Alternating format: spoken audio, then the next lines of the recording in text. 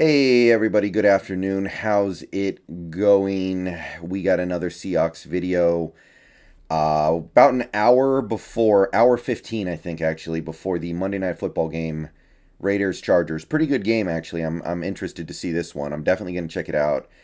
And before I get into the content of this video, I want to say real quick, we might be doing another Seahawks stream tonight where we just talk about Seahawks stuff. Not 100% sure if I'm going to do it yet. If I do it, it's going to be after the game starts. Maybe it'll be kind of like last night where I streamed during the second half of Sunday Night Football. I might stream during the second half of Monday Night Football. And we'll just talk about this upcoming game.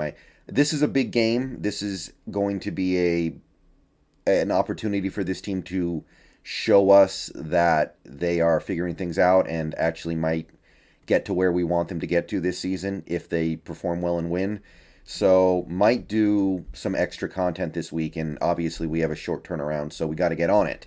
So keep an eye out for a stream tonight during Monday Night Football. Now, this video we're going to be talking about the injury report, and obviously neither team, the Seahawks or the Rams, practiced today because they just played a game yesterday. But the NFL requires that the teams that play on Thursday Night Football project who would have missed practice or had limited participation in practice on Monday before the Thursday night game. So even though we didn't actually practice today, both teams were required to say who they think is injured as of right now. And that makes things a little awkward sometimes. Sometimes these initial injury reports end up being inaccurate, but I thought it would be worth taking a video to take a look at it because, again, we have a quick turnaround, and the stuff that we see on these reports is likely to be relevant very soon here. The Monday injury report this week is it's not even like a Wednesday injury report in a normal week. This stuff is going to come up very quickly. So let's just take a look at what both teams reported in terms of their injuries and see where the Seahawks stand, because I can tell you this right now off the bat, we have a little bit of a gauntlet to run this week to try to get some of these guys back in time for the game. So we projected that the following 6 players would not participate in practice today if we did practice. Dwayne Brown, Gabe Jackson, Chris Carson, Al Woods, those 4 guys, don't worry about it. They're all not injured. They're just veterans who need the day off. So nothing there. Penny Hart isn't really playing enough right now, and he's not doing anything to be a concern if he does end up missing a game. He's got a knee injury. I don't know when it happened. I know he played against the 49ers. The big one down here, though, is Darrell Taylor. He had some sort of ankle issue against the Niners, and I believe after the injury happened, he went back out there. So that encourages me somewhat, but I also know that if you look at what Darrell Taylor had to go through last year to get on the field, all the issues he had down around the ankles and with his foot, I think he still has the metal plate in his foot or whatever. It wouldn't be shocking if the team decided to be cautious with him, and it wouldn't be shocking if whatever this ankle injury is could somehow have some correlation to that foot injury he had last year. I don't know. But Darrell Taylor's the big one on the DNP list, so I hope the fact that he got back late in that game against the Niners is indicative of the fact that he can still play. Maybe he won't be 100%, but he's one of the guys on the defense that I really like right now. So the DNP list, it looks menacing, but really there's only one guy who's a big deal here. But that one guy is a pretty big deal. Okay, limited participation in practice. There's actually a lot of stuff to judge here. Dwayne Eskridge would be limited in practice today. The coaches basically said that whether or not he can play is entirely determined by how he responds in practice this week. So they still don't know. What they said did not fill me with confidence. It didn't make me give up on the prospect of Eskridge playing, but it didn't make me feel like they were confident he was going to come back. So right now I kind of feel like Eskridge is a coin flip. DK Metcalf, he would be limited with the foot injury, but I have no doubt he's going to play unless it gets worse. Jamarco Jones was sick and missed the game on Sunday, but I'm confident that he's going to be ready for Thursday's game unless it's like Ebola or something. Brandon Shell would have practiced some today, which is a positive sign for him getting back on the field on Thursday. The stuff I read indicated he has a good chance to get back. Jamal Adams, I'm not really concerned about him missing time. He showed up with an ankle injury, but I didn't see any indication of it hampering him against the Niners, and I don't think that's something that keeps him out. Mayowa, I have no idea at this point. I have no idea if Mayo is getting back or not. You might play it safe with him, but maybe you were playing it safe with him against the Niners so you could get him back for the Rams. And then we got kind of a big one down here in Carlos Dunlap. So, limited in practice is a good sign, but supposedly he has turf toe. And although Dunlap went back in that game after he initially went down yesterday, the turf toe thing, you don't know. And sometimes players miss a month with turf toe. Sometimes players can have their whole season derailed because of turf toe.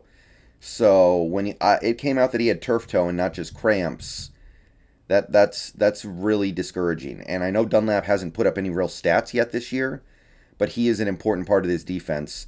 And if we don't have him against the Rams, that is a huge, huge kick in the balls. So I'm hoping the fact that he would have probably practiced today and the fact that he probably, I think, came back and played after his injury against the Niners is indicative of the fact that he can go. But Carroll already said that Dunlap's injury is going to make it difficult for him to get ready for this game. He sounded pessimistic. And if Carroll's pessimistic, it's probably bad. But I guess we'll see. I kind of feel like it's a little contradictory. You're saying that the injury is that significant, but then you list him as limited participation. So maybe they looked at it and determined it wasn't as bad as they thought. I don't know. But that's limited. And as for some of the guys who are injured but are practicing through it, in theory, Cedric Ogbuehi, who might continue to get some burn depending on what happens with Shell and Jamarco. But having Cedric this week is obviously less important because you expect to get either Shell or Jones or both back. Colby Parkinson would have had a full practice, but he technically is still dealing with a foot injury. I think at this point that's mostly just a paperwork thing, and he's probably as good as he's going to be.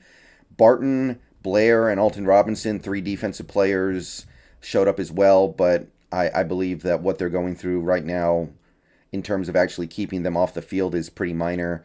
So I don't think that there's any concern about not having those guys for the game on Thursday. And that's about it for the injuries. The only lingering concern outside of this would be Gerald Everett, who apparently, and this is actually pretty big, tested negative for COVID today. So if he tests negative again tomorrow, he can play, he can practice, he's good to go. And I guess he got a false positive. I don't know exactly what to make of that. But it sounds like as long as Everett tests negative tomorrow, which he probably will, all things considered, we got him. And that's pretty much it for the Seahawks injury report. This is not a very encouraging Monday injury report for a Thursday game, but it's not as bad as it looks initially. It's still not great. I'm still not thrilled about it. But if we can get Brandon Shell back and he's really able to play at a high level, if we can get Eskridge back, and if Dunlap can somehow get back on the field and play effectively, then that's about as good as you can hope for. The Rams also had to do a mock injury report today. This one is pretty light in terms of significance. There are some notable names here, but they are all players who would have been limited. Nobody would have been out. Darrell Henderson Jr., one of their running backs, would have been limited in practice. State safety Taylor Rapp, a really nice player they have over there, would have been limited with an ankle, and so would Tyler Higbee. So that's a non-trivial portion of their offense with Henderson and Higbee. And Rapp is one of their better defensive players. But the fact that they would have practiced today through their injuries is indicative to me that they're probably going to be fine for the game. So we are probably looking at a fairly healthy Rams team going into Thursday night. And we're going to have to find a way to win anyway. So the tall task gets a little bit taller. And that's all I have for this initial injury report. I'll make another video about this on Wednesday when we have a better idea of who's actually going to play. Maybe Thursday, right before the game, we'll get some information that I'll go over. But for now, that's all we know. Really worried about Dunlap. Really hoping that Shell can go. There's a lot that we need to go right over the next few days if we want to have a decent chance of taking LA out. And a home game on Thursday Night Football against a division rival, that's a game where I understand that the Rams are probably better than us. The Rams are going to be favored in this game, etc., etc. But a home game on Thursday Night Football is a game that you really should be able to find a way to win.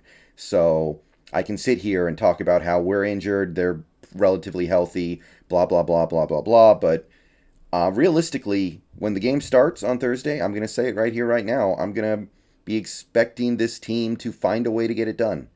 But we'll talk more about that later in this week. For now, I'm out of here. Streams later, either video game streams or a Seahawks stream. Peace out, Go Hawks. Let me know what you think down below.